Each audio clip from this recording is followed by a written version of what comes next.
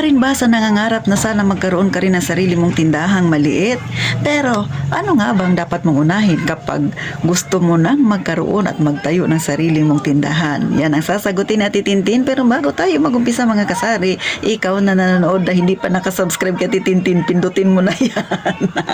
Walang bayad yan, sisi. At syempre, pakilike na rin aking video kung isa ka sa nakaka-relate. At eto na, umpisa na natin ang masaya nating chismisan. Magandang hapon sa inyo lahat mga kasari-sari. Ito na naman ang inyong palawanyang tindera. At syempre for today's video, shoutout muna kay Ma'am Malu Miranda na siya ang may katanungan. Sabi niya, Ate Tin, ano po ba ang mga unang dapat gawin sa pagtatayo ng tindahan mga kasari? Syempre hindi lang si Ma'am Malu ang may katanungan ng ganyan. Alam ko marami, lalo na yung gusto na rin magkaroon ng sariling negosyo. O, diba? Lalo na yung malapit lang naman yung bahay nila sa kalsada. Pero nagdadalawang isip pa kasi hindi pa masyado kabisado yung mga pasikot-sikot sa ganitong klaseng negosyo. So, nanonood muna. Mga kasari, no? Alam niyo mga kasari, madali lang ang magkaroon ng sariling tindahan kung, makinig ha, madaling magkaroon ng sariling tindahan kung yung lugar ninyo dyan ay maluwag. Anong ibig sabihin ng maluwag? Yung mga taga City Hall sa inyo dyan, hindi kasing higpit ng dito sa amin. Ay bakit?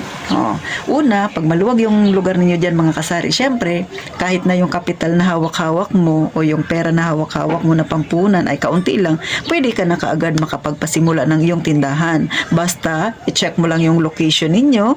Baka may magsabi, Ate Tintin, yung location ko, yung mismong bahay ko lang din. Di ba? Abay, okay yun kasi di ka na magbabayad ng renta kung sarili mo yung lupa na yan at yung bahay na yan. Di ba? Mga kasari, syempre, tama rin yung ginagawa mo na nanonood ka ng mga ganitong talakayan naming mga tindero-tindera. Di ba? Syempre, sunod na gawin mo, target customer mo. Ano ba yung mga taong nakapaligid dyan sa inyo? Ano ba yung trabaho nila? Ano yung madalas na binibili nila? Pero kung yung lugar ninyo, kagaya dito sa amin, mga construction worker, tricycle driver, security guard, yung mga nasa masa yung pamumuhay, mga kasari, ay ang mabenta talaga dyan sa mga ganyang klase, syempre, tingi. Diba? Tingi ng asukal, tingi ng mantika, ng asin. Kagaya dito sa amin, ganyan yung mga klase na mga customer ko, yung kanilang trabaho. So, mabenta sa akin ang tingi-tingi. Hindi masyado yung debote. Real talk yan mga kasari.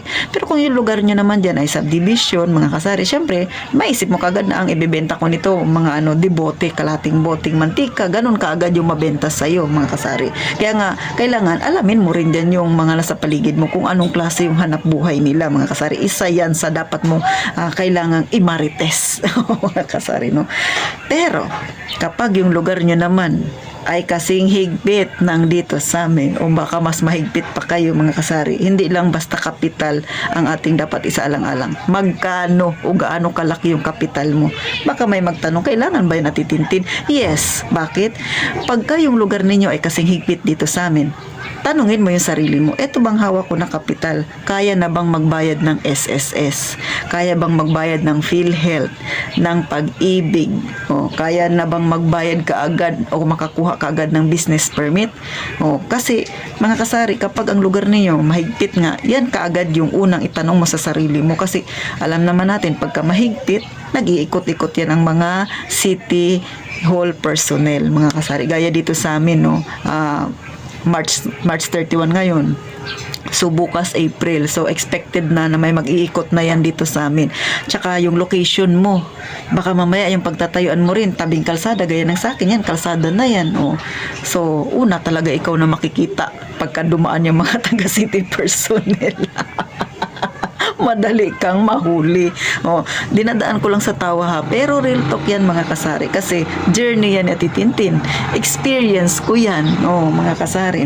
So, sabi ko nga, pag mahigpit yung lugar ninyo, ang una mo kaagad na gagawin ay tingnan mo yung kapital mo. Gaano kalaki yung hawak mo. Ha? Mga bayarin sa business permit, mga SSS, Pag-ibig, PhilHealth. Kung medyo malaki pa yung tindahan na gusto mong itayo, BIR pa yan. Mga kasari. kasari. May DTI pa yan. Oo, baka sabihin ninyo, Ate Tintin, tawa ka ng tawa. Hindi naman yata yan seryoso sinasabi mo. Seryoso, dinadaan ko lang sa tawa kasi alam niyo naman si Ate Tintin, no? Masayahin lang ako. Pero real talk yan kapag mahigpit yung inyong lugar. Next, syempre yung location mo, mga kasari. Oo, gaya nung nauna kong sinabi, i-check mo yung location mo. Diba? Ang location mo ba, ano ba yung mga tao dyan sa inyo? Ano yung mga kabuhayan nila? So, kailangan mong malaman yun. Sabi nga, pag magtatayo ka ng negosyo, kailangan marites ka. O, hindi marites na gusto mong malaman yung buhay-buhay nila, pero yung target mo na customer, dapat malaman mo yun, mga kasari. Next, syempre, ano yung item na mabenta? O, ikaw, taga dyan ka, dyan, sa inyo, dyan ka rin magtatayo ng negosyo. Syempre, kabisado mo na yung mga tao dyan. Ano ba yung madalas nilang binibili? O, diba? Saksing buhay ka dyan sa mga taga sa inyo kung ano yung madalas nilang kailangan. Kaya, madali na lang din. Pero ang mahirap doon, yung capital. Gaya ng sabi ko, mahirap yung capital kapag yung lugar ninyo ay mahigpit, gaya dito sa amin, mga kasari. So, ganun lang kasimple yung pagtitindahan. Mahihirapan ka lang kung mahigpit talaga yung mga taga City Hall dyan sa inyo, no, mga kasari. Lagi kong sinasabi na mahigpit, maluwag, kasi yun, real talk yun. Isa talaga yun sa kailangang malaman ng isang papasok sa isang negosyo. Kung maluwag yung lugar nyo dyan sa inyo, marami akong followers, no, na ang lugar nila hindi kasi higpit dito sa amin. Kaya nasasabi nila, Ate Tin, sa amin, okay lang yung ano namin dito, yung mayor namin, yung hindi ganun kahigpit, o diba? Kaya malaya siya nakakapagnegosyo, malaki yung kinikita. Kaya kahit papano ay malaki yung natitipid, nagiging savings. Pero kung yung lugar ninyo kasing higpit dito sa amin, mga kasari, isipin mo na lang ako, maliit lang yung tindahan ko, hindi rin ako nagbebenta ng alak, mga kasari.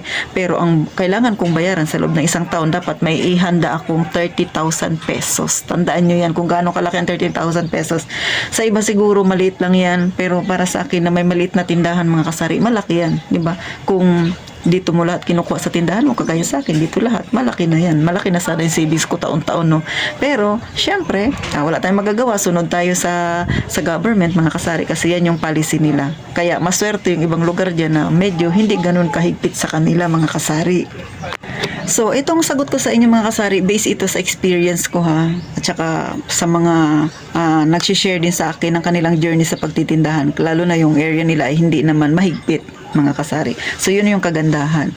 Pero kung ang lugar ninyo, gaya ng dito sa amin, good luck sa inyo sa pagsisimula ninyo ng inyong journey sa pagtitindahan.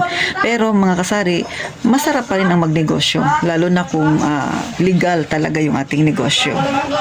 At syempre, ang masigit mong pag-aralan, paano ang tamang paghawak ng iyong puhunan. Maliit man o malaki ang pagsisimula mo, mga kasari, ang mahalaga, marunong kang palaguin ito. Paano hawakan ng tama. Kasi kahit gaano pa kalaki ang iyong puhunan, kung hindi ka naman marunong dumiskarte, ay wala ring mangyayari sa iyong negosyo. Hanggang dito na lang si Ate Tintin. Sana kahit papano nasagot ko ng kaunti ang katanungan ni Ma'am Malu Miranda.